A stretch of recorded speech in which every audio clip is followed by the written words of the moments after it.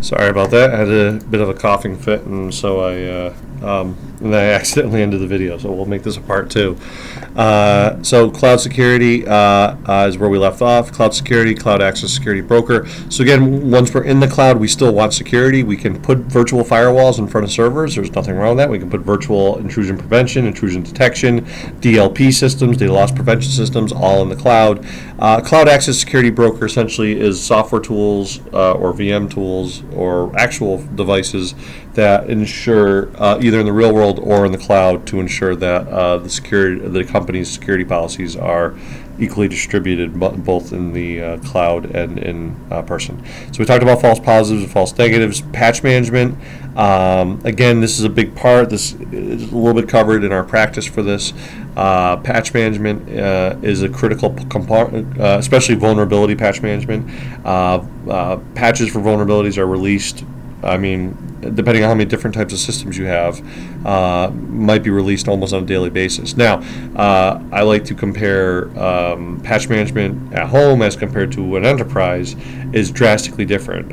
If you've never done it at an enterprise level for a large company, you don't respect on how much you don't have the respect for how much work and worry it causes, right? If you're at home and there's a new firmware update for your wireless router, sure, you sit there and say, well, I guess I'll do it because it's a security and I'm worried about security, so I'll do it. Worst case scenario, I'm gonna have to spend in a half hour and an hour if that firmware update doesn't happen right. Maybe I'll blow up my whole system, whatever. I'll go out to Best Buy and buy a new firewall. If you go in with that cavalier attitude at an enterprise level, you just might get fired. Congratulations, right? You might say, "Oh, I got to do this patch update," whee! And then all of a sudden, 500 users can't do their job in the middle of the day.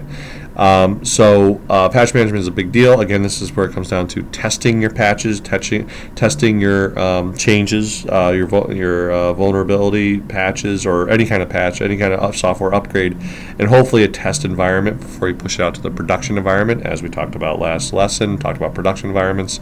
Patch management, so it's ironically something that you want a vulnerability patch, but you also fear it because if it requires a reboot, you got to do it at night. So there you go. You're gonna have to wake up at midnight and hopefully do a remote patch upgrade. Hopefully you don't live 2 hours away from your job, although that's your fault. You moved out there. Anyway, so patch management. All right. Node monitoring and management, that's a big part of your job as well. The end nodes, the desktops, even the servers, right? You need to monitor them, make sure the antivirus is working. If you have firewalls, they're up and running. They're not infected with malware. They're normal operating. I've seen slightly fried NICs. A NIC got hit in a lightning storm, generating a bunch of garbage data on the network, slowing down the entire network, right? That's also part of mode management, right? And it's also part of security because data access is part of our job, and if the network is dirt slow, they can't access the data, we're failing at our job. New technologies, new techniques. Just to cover virtualization, I had a great debate a couple semesters ago with a student whether or not virtual machines are more secure or less secure. Real quick, let's talk about that though. Let me go to Sketchpad here. Why am I having a hard time finding Sketchpad? There it is. And it's got my last sketch, which was hard drives, RAID 5. There you go. Which we talked about in this class, so that shouldn't be a surprise. All right. Virtualization. Okay. Now, one thing that we're worried about is virtual machines is it's easy to spin up a machine. I do remember the first time I had my network,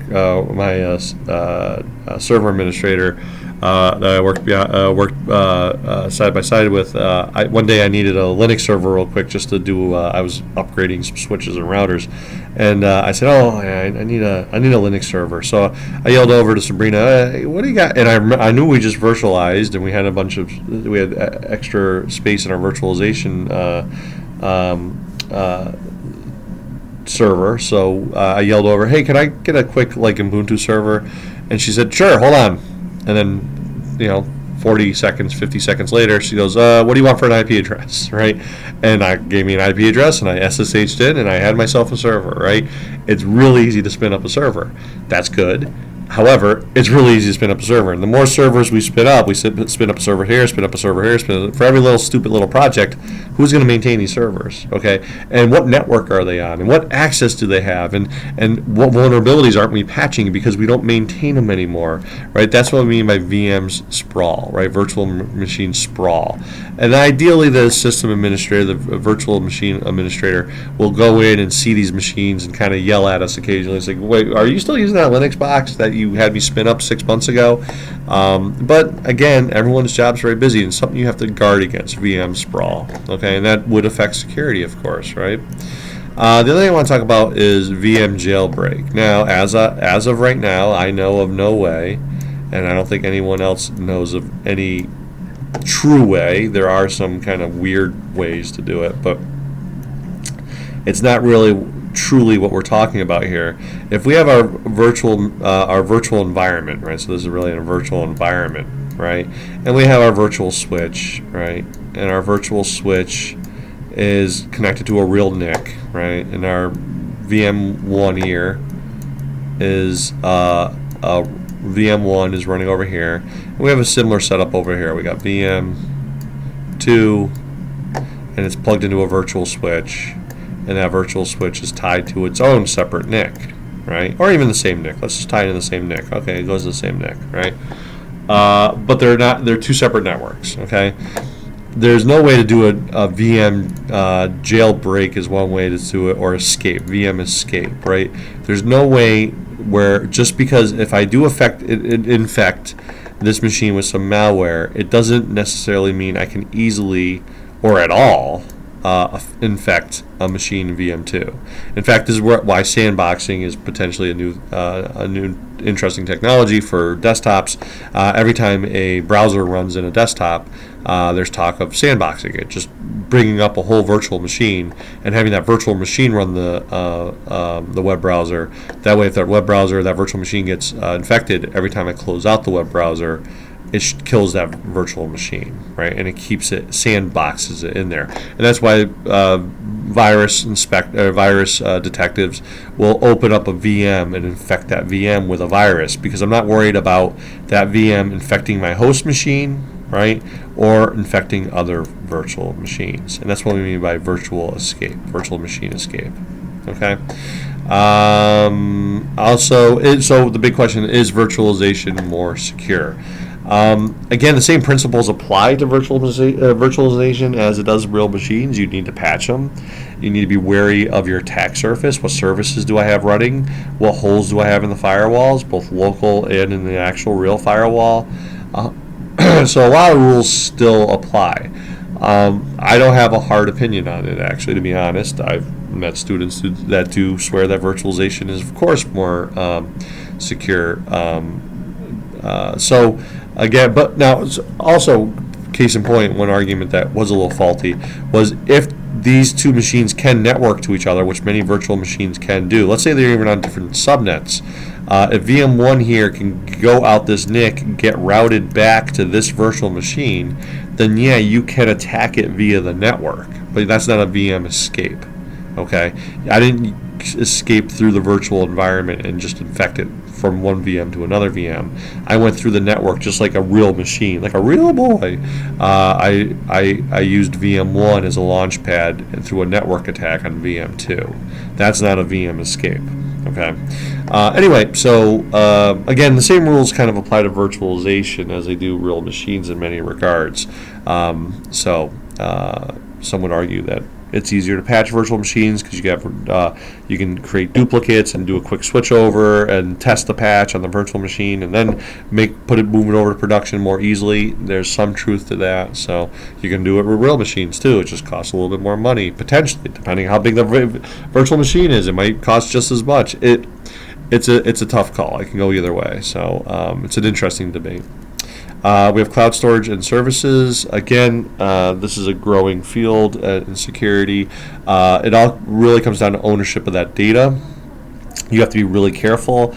I mean, if you're a health institution, you're legally not allowed to put patient information out on Google Cloud, right? But if you're doing a new energy efficiency program and you're putting voltages of rooms, of buildings, of machines, your energy bill, if you so, or at least the cost of your energy bill. You put that on Google Drive. That's fine. Is it? I mean, it's one of those things. Is it? Is it okay? Because Google could then, do research and say, hey, this company is looking at decreasing their energy bill, and all of a sudden some energy companies call you up. So again, that it's hotly debated. But what's going to regulate that is your SLA. If you do pay for the cloud service, what the service level agreement specifies between your two companies. Data classification, what you know as an entity, what you're willing to put out there on the cloud and what you're not willing to put out there. And of course, your vendor data handling. If you pay for the service, they're a vendor. And what is their data handling? Because remember, they could lose your data, right? If they get hacked and they lose your data, who's responsible for that, right? So what's their data handling procedures? Of course, also we have to worry about data in transit. It has to go from our site to the cloud site. Well, it could be exposed in that in-between time, right? Authentication becomes more critical simply because location is a little less critical. If it was the good old days and we had a server on our company's premises and the only way to get to it was through a firewall, or not through a firewall, but to be on one side of the firewall, then it's kind of very location-based, right? There's no way to get a magic connection past that firewall, especially before the days of wireless or whatever else. So you had to be inside the building, right? Well, if it's in the cloud, authentication becomes a bigger deal, right? I could be anywhere in the world and get to that cloud potentially. Yes, you can use IP addresses to lock people out and stuff like that, but most time you tend not to do that. So authentication becomes more critical, and that brings us back to slide 1 of authentication management or account management. Make sure you disable accounts that people don't work there anymore, and then make sure that they can't get the cloud service as well. All right. So also part of your day-to-day work is skills upkeep. Information security is anchored in fundamental theory. These are things we've talked about: risk assessment, risk management. The big 3 missions of data access, data integrity, and integrity, access, and confidentiality. All these are kind of anchored in fundamental theory, but the details are ever changing, right? Best practices sometimes change, okay? Best practices can feasibly change in a 10-year period quite easily, okay? So you need to keep your skills up to date. You need to be constantly informed. So how to stay current in an ever-changing field? Well, you got good old-fashioned news. Every day I'm reading, I use Hacker News. I use my Google News feed at this point knows I'm a junkie for technology stories, so they're sending them to me all the time too, right? So, but you hit your known websites, your known resources. You've seen me send out some articles, right? So news. Conferences, very important to keep up your skill sets, to talk to people, and it's twofold at conferences. Conferences will allow you to sit in on talks that might be very informative, but also to, down here, contacts, right?